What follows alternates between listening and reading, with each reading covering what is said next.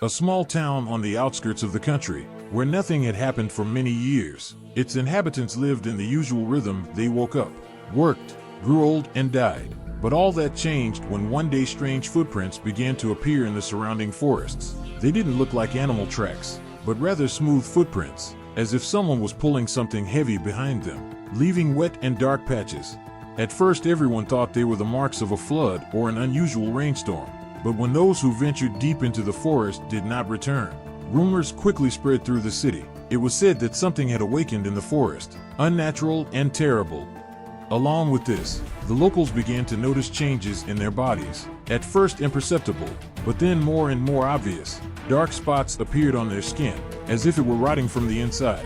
The other day, one of the local farmers noticed that his hands had become covered with sores, and when he tried to treat them, instead of improving, a terrible rotting began.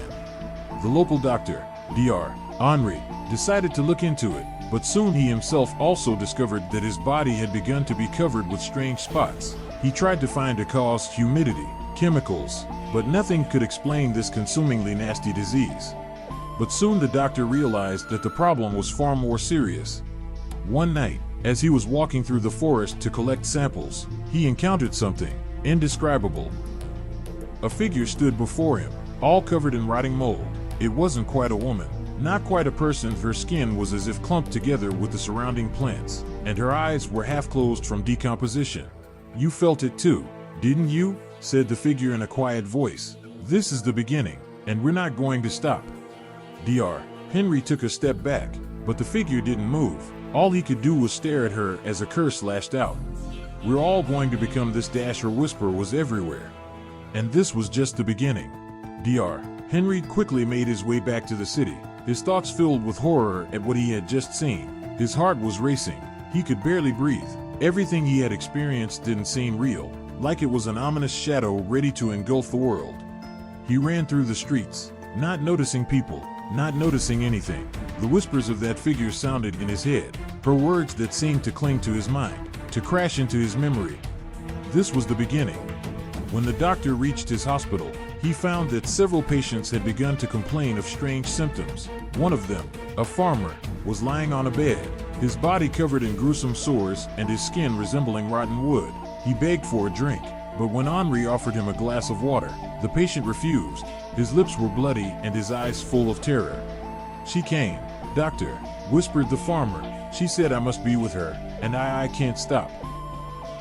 At that moment, Henri realized that the disease he was facing was not ordinary. It wasn't just an infection. It was something cosmic, unknown and terrible. It was taking over people and turning them into rotting shadows. The doctor closed his eyes, trying to keep the fear at bay. He knew that if he didn't take action right now, the city would be in danger of total annihilation. He turned to the local library, hoping to find some information. In a book of old legends, he came across mentions that there was once a sacrificial site in these lands, where people summoned ancient powers that were now part of the land. With each passing hour his body began to change. The first sores appeared on his neck and a strange black mold formed under his fingernails. He could see his skin dulling as it became eerily cold. It was inevitable. He, too, was becoming part of this horror. And then he realized this wasn't a disease, it was a curse. When the city awoke the next morning, the smell of decay was already in the air. People began to notice that the plants in the surrounding forests had begun to rot and the soil had become unbearably damp. Even rats and insects began to disappear, as if they couldn't survive in this atmosphere. Henri, desperate for a solution, returned to the forest again, but now he was not alone. More and more of the inhabitants followed him, hoping that at least someone could stop the curse.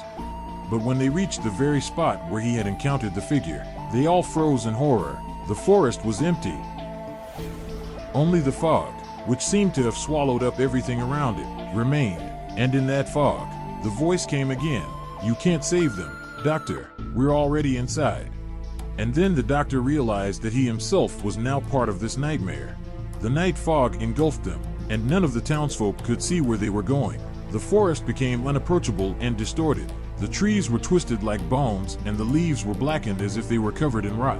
Fear gripped hearts, but still ahead moved a group of men, led by Dr. Henri. He was determined to find the source of this evil, but the deeper they went into the forest, the more he was gripped by the feeling that they would never go back. When they reached the center of the forest, the ground beneath their feet began to tremble, and then, a few meters away from them, they saw something unimaginable. In the clearing stood a gigantic, dark formation resembling a huge mushroom, with black moldy tentacles coming from it, wrapped around the trees. There was such a strong odor of decomposition coming from this creature that people began to suffocate. "What is it?" whispered one of the locals, pointing at the nightmare. Henri stepped closer, feeling the ground beneath his feet become soft and viscous. He looked up and saw a huge figure standing among the tentacles. It was the same figure he had seen in the forest, but now it was larger and more terrifying. "You can't leave, Doctor," came the figure's voice from every corner of the forest. "You've become part of it. We have all become part of it." The doctor tried to push aside his fear and examine the creature. Its skin was covered in a sense of decay, but it was not just a dead body. It was more than that. The creatures that stood around it were not human, were not animals. They were too distorted to be real. They were all part of this rotting matter, and now they were going to take their victims. "Can you feel it, Doctor? You've been inhaling this rotting matter from the beginning. You inhaled its odor, and now you are us. You've become part of this world, and it will never let you go again." The doctor stepped back in horror, trying to regain control, but his body was already beginning to fail. His hands and feet were beginning to crust black, as if the rot was seeping into his bloodstream. He felt every breath he took become heavy and deadly. He was no longer human. He was the object of this nightmare. Suddenly there was a scream. One of the residents, unable to bear the horror, tried to run away. He cried out as his body began to melt and his skin was being absorbed by this monstrous substance that was spreading through the forest. But soon he disappeared, and no one could find any trace of him. Only a dark stain remained where he had stood. "We're all going to be part of this, Doctor. You have nowhere to run and nowhere to hide." Dr. Henri was consumed by his terror, and with each step the rot crept deeper into him. He was bound to this place, to this cursed forest. "You have discovered it. You will be ours." The moment he was ready to give up, everything around him vanished. The ground beneath their feet swallowed them up, and they began to fall into a dark abyss where there was no time, no space, only endless rot. And when they finally landed, they realized they couldn't move. Their bodies were already part of this nightmare, and the forest wouldn't let go of anyone else. Dr. Henri opened his eyes, and in front of him was once again a black abyss covered in rot and mold. He couldn't remember how he had ended up here, but the sensation of something living in his body wouldn't let go. His muscles were weak and helpless. His skin seemed to be decaying before his eyes. He tried to move, but every cell in his body felt like a crust of mud, and the pain gave no chance for normal movement. All around him, in this darkness, were others, people who had once been residents of the city. Now they were nothing more than shells, covered in black slime, with gaping wounds and twisted faces. They whispered words that sounded like tracks of decay, and it was the only reminder that they had once been human. Henri tried to figure out what was going on. This wasn't just a curse. It was something more, something that consumed not only bodies, but souls as well.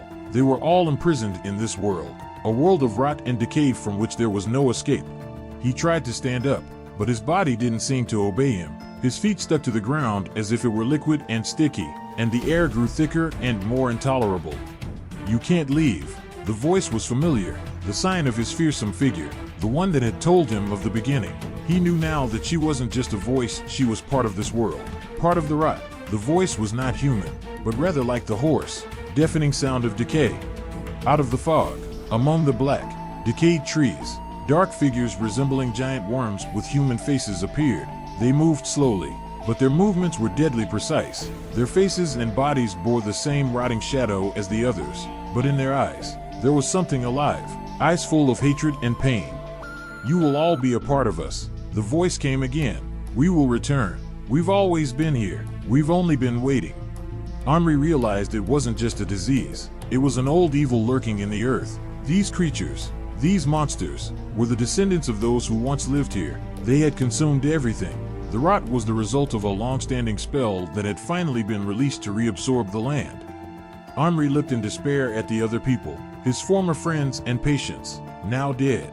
But what really struck him was that there was a figure among them who looked quite different from the others. It was the same farmer who had once been the first carrier of the disease. His face was covered in deep sores, but now it was radiating a strong energy. His eyes burned like fire, and his hands were covered in an obscurantist light. The farmer approached him, and his voice was full of obscurantist confidence. "You know now. You have chosen the path. We have all chosen. Now you are here, and you will be with us." Henri realized that his struggle for survival had been in vain. He was already part of this world. His soul already belonged to this curse. He was bound to it forever. It was then that his body became part of the rot.